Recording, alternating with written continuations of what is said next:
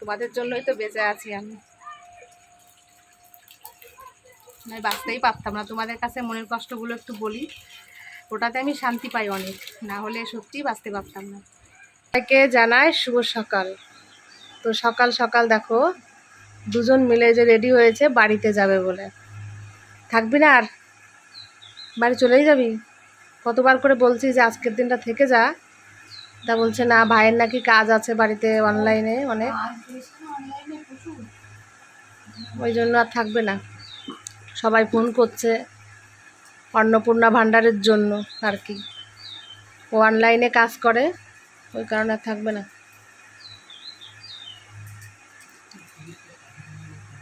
তো রিস্কার জন্য বসে আছে আর কি, আমি রিস্কাওয়ালাকে ফোন করলাম, এখন আমাদের বাড়ির সামনে আসবে, তো তার জন্য আর কি বসে আছে, এই যে ব্যাগপত্র সব গুছিয়ে। আজকে আমরা বাড়ি যাচ্ছি, আর তোমাদের সাথে কবে দেখা হবে আমি নিজেও জানি না, আশা করি খুব শীঘ্রই দেখা হবে।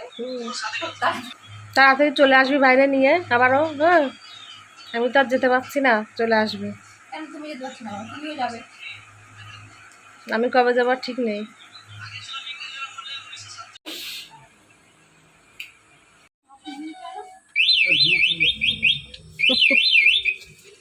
যা,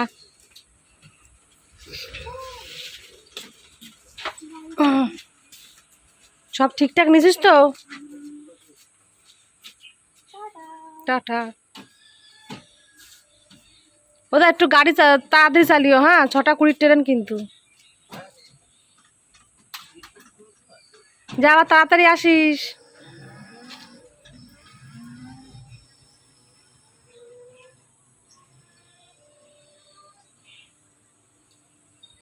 তো ভাইরা তো চলে গেছে, আর কি হবে।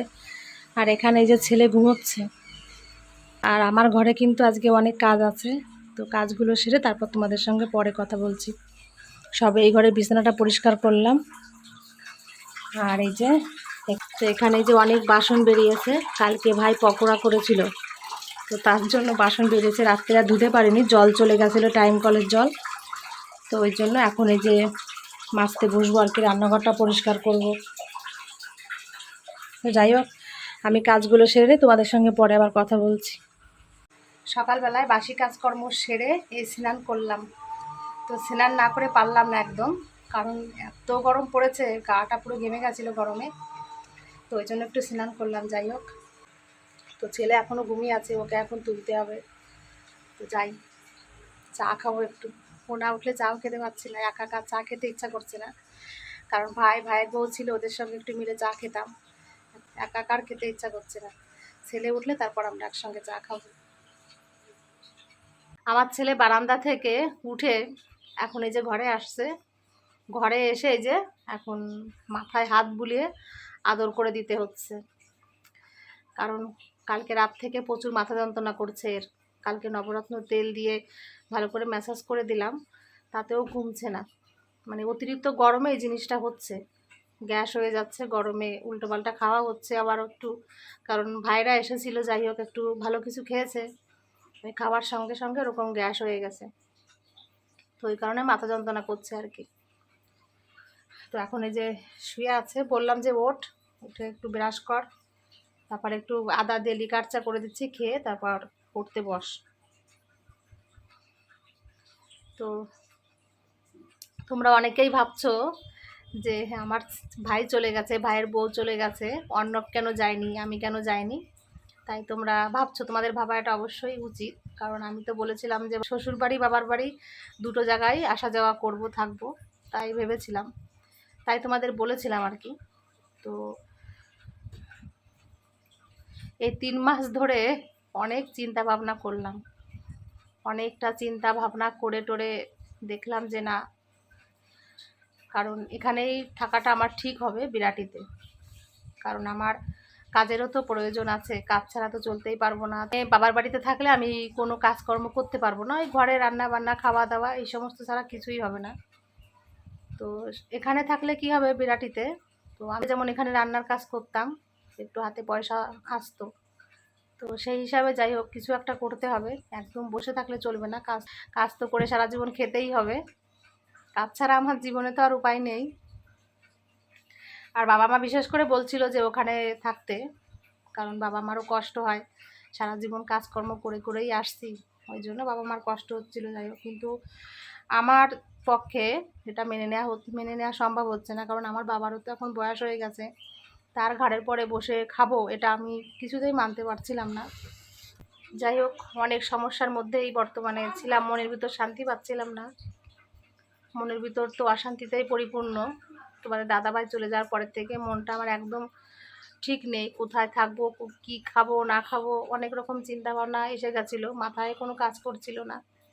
সেটা তো তোমরা বুঝবেই, সেটা এই জিনিসটা কতটা কষ্ট হয়। সেই কষ্টের মুহূর্তে তারপর ছেলেটাও কান্নাকাটি করছিল, যাই হোক মা বাড়ি থাকবে, এখানেও ভালো লাগে না, এইসব নানান ধরনের কথাবার্তা মিশিয়ে আর কি, যাই হোক সিদ্ধান্তটা নিয়েছিলাম কি।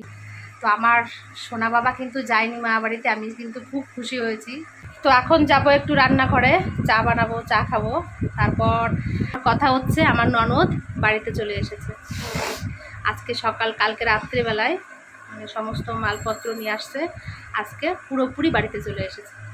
তো আমার শাশুড়ি মায়ের দিন কিন্তু ফিরে গেছে, মেয়ে বাড়িতে চলে এসেছে মানে আমার শাশুড়ি মায়ের দিন পুরো ফিরে গেছে। এখন আমার শাশুড়ি মায়ের অনেক আনন্দ হবে, এটাই চাই। যাই হোক, মানে মেয়ে থাকলে কাছে তো সবার একটু ভালোই লাগে, সত্যি কথাই। তো এখন চা বানাবো, আমার ননদকেও চা দেবো, কারণ ঘর বাড়ি সব ঠিক করছে, ননদের জিনিসপত্র গুছানো কিছুই হয়নি, সবে গুছাচ্ছে। আমি এখন এখানে একটু চা করি, চা করে ডাকি ননদকে, আমরা তিনজন মিলে একসঙ্গে চা খাবো, শুধু শাশুড়ি মা বাদে। তো যাই, এখন একটু চা করি, চা না খেলে তো হবে না সকালবেলায়। বাবাই ওঠ। এই চলে আসলাম রান্নাঘরে, এখন একটু চা বসাই। এই দুধ নিয়ে আসলাম, একটু দুধ দিয়ে চা করি। আমার ননদ আবার একটু দুধের চা খেতে পছন্দ করে। যাই হোক,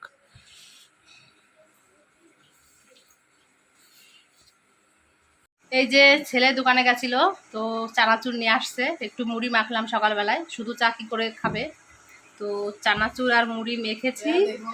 আর এই যে হচ্ছে চা, সকালে চা না খেলে তো হবেই না, তো চা নিয়ে মুড়ি নিয়ে বসলাম। আর আমি নিচে বসে খাচ্ছি, আমার ননদ আর ছেলে খাটের উপর বসে খাচ্ছে, দুজনা মিলে গল্প করছে দুজনা।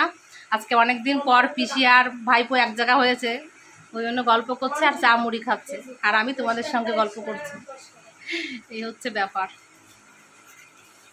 তো চা না আমার সত্যি সত্যি একা খেতে ভালো লাগে না, সবাইকে নিয়ে ভালো লাগে খেতে, কিন্তু কি আর করা যাবে, এইভাবেই খেতে হবে, ইচ্ছা থাকলে আর হয় না।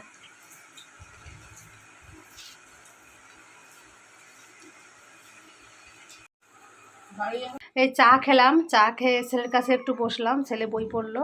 তো এখন যাচ্ছি একটু বিরাটিতে, কারণ সেই মানে আমার আধার কার্ডের সঙ্গে ফোন নাম্বারটা লিঙ্ক করা নেই, যেহেতু অন্নপূর্ণা ভাণ্ডারের জন্য সবাই বিডিআইটা ঠিক করছে, তো আমার ওটা ঠিক নেই। আমি তো ভেবেছিলাম মনে হয় যে ওটা মনে হয় আধার কার্ডের সঙ্গে মানে ফোন নাম্বার লিঙ্ক আছে, কিন্তু আমার ভাইয়ের কাছে সমস্ত ডকুমেন্টস দিয়েছিলাম চেক করার জন্য, তো যেহেতু আমাদের বাড়িতে কম্পিউটার আছে, ভাই দেখছে, তো এখন বলছে যে লিঙ্কটা নেই, মানে আধার কার্ডের সঙ্গে ফোন নাম্বার লিঙ্ক নেই। তো এখন আবার যাচ্ছি এই যে ব্যাংকে ওটা ঠিক করতে। এই রোদ দূরে আর যেতে ইচ্ছা করে না, গরম যা পড়েছে বাইরে, আর তেমনি রোদ, তারপর রান্নাও করে নিয়ে এসে আবার রান্নাবান্না করতে হবে। তো আগে এটা ঠিক করে নিয়ে আসি, তারপর রান্নাবান্না যা হয় হবে, দেখা যাবে পরে। তো যাই এখন, তো আমি দেখো এসে গেছি এই যে তোমার ডিবিটি চেক করতে।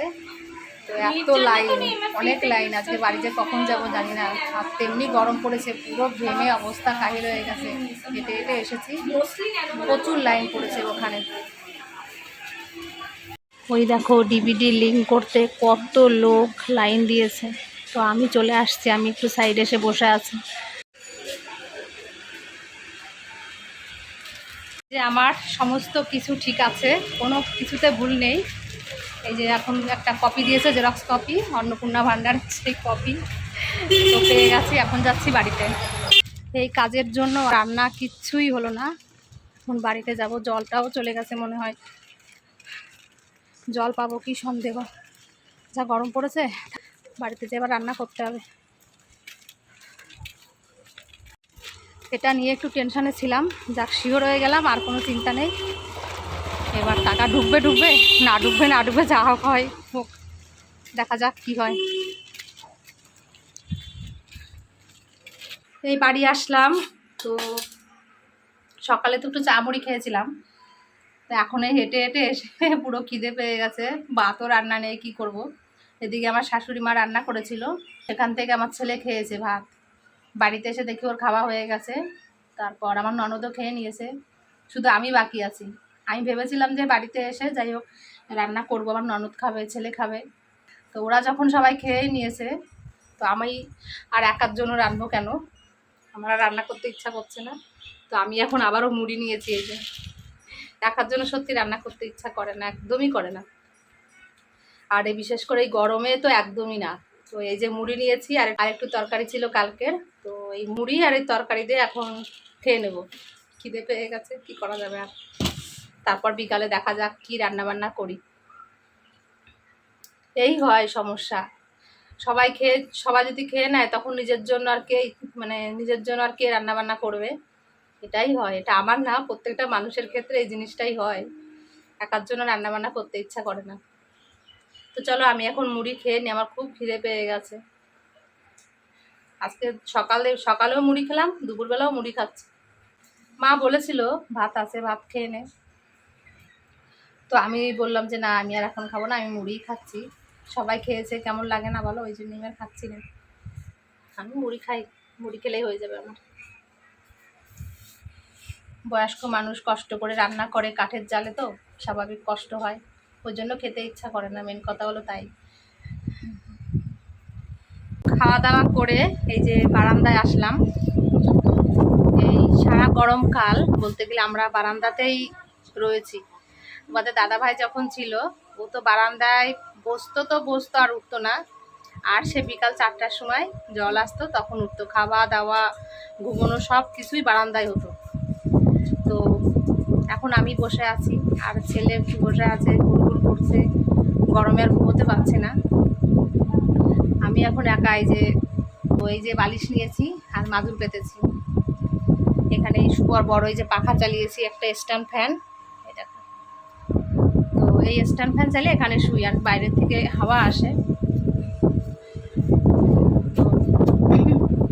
তাই বসে আছি না একা একা, খুব মনে পড়ছে তোমাদের দাদাভাইকে। কি বলবো সেটা বলে তোমাদের বোঝাতে পারবো না।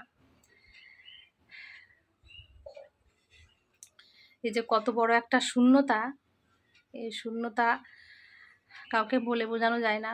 প্রতিটা দিন এত কষ্ট পেতে হচ্ছে না, এই কষ্ট কি যে কষ্ট।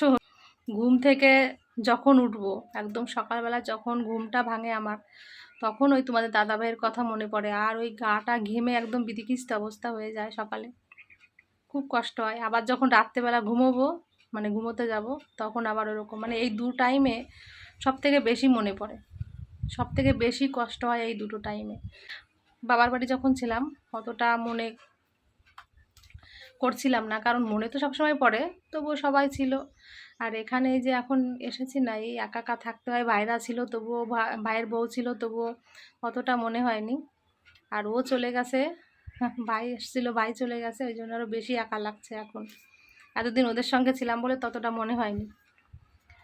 তো এই আর কি, এইভাবেই সারা জীবন চলতে হবে আমাকে, জানি না কি করে পারবো।